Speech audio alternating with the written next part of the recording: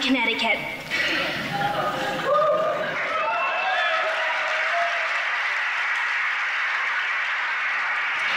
Well, I'm not really sure why I'm here. I mean, what does this have to do with technology, entertainment, design? Well, I call my iPod, cell phone, and computer as technology, but this has nothing to do with that. So I did a little research on it. Well, this is what I found. Of course, I hope I can memorize it. Violin is basically made of a wood box and 4 metal strings. By pulling the string vibrates and produces a sound wave. Sound wave passes through a piece of wood called a bridge and goes down to the wood box and gets amplified. But let me think. Okay. On the other hand, by placing your finger at different places on the fingerboard, change the string length, thus change the frequency of the sound wave. Oh my gosh. Okay. This is sort of a technology, but I can call it a 16th century technology. But actually, the most fascinating thing that I found was that even the audio system and wave transmission nowadays are still basically based on the same principle of producing and projecting sound. Isn't that cool?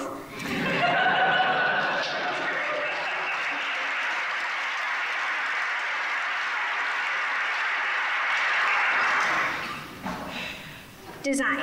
I love its design. I remember when I was little, my mom asked me, would you like to play the violin or the piano? I looked at the giant monster and said to myself, I am not going to lock myself on that bench the whole day. This is small and lightweighted. I can play from standing, sitting, or walking. And you know what?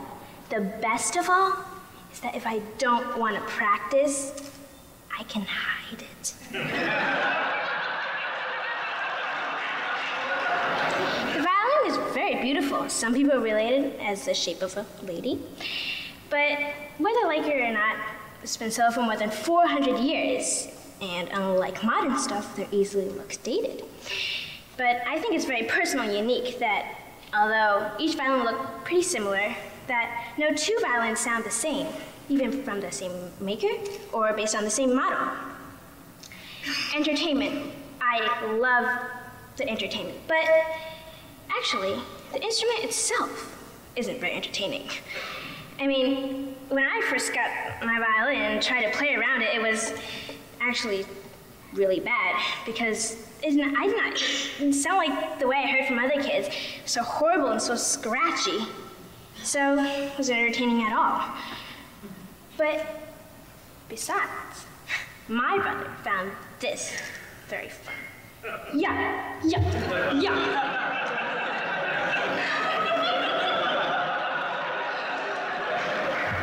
A few years later, I heard a joke about greatest violinist Jascha Heifetz.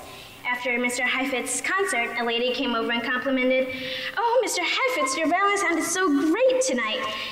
And Mr. Heifetz was a very cool person, so picked up his violin and said, "Funny, I don't hear anything."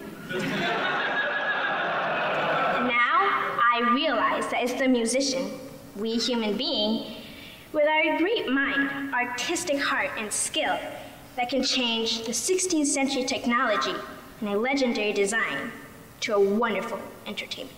Now, I know why I'm here.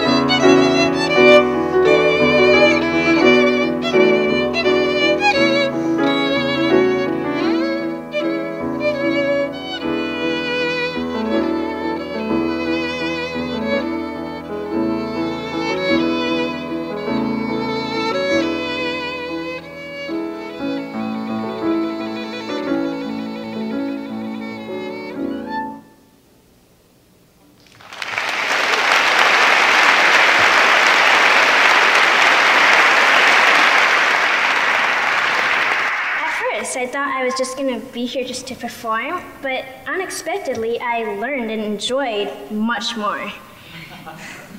But although Some of them were quite up there for me. Like the multi-dimension stuff. I mean, honestly, I'd be happy enough if I can actually get my 2-dimension correct in school. But actually, the most impressive thing to me is that, well, actually, I would also like to stand this for all children, is to say thank you to all adults for actually caring for us a lot and to make our future world much better. Thank you.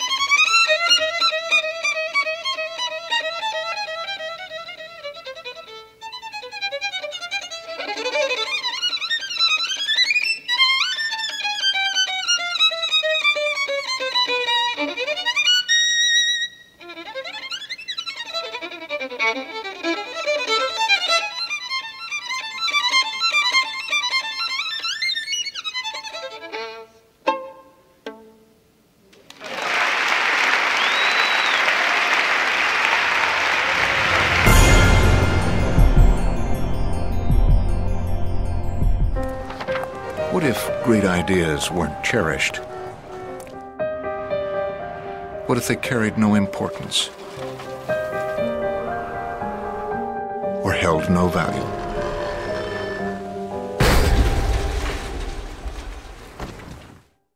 There is a place where artistic vision is protected, where inspired design ideas live on to become ultimate driving machines.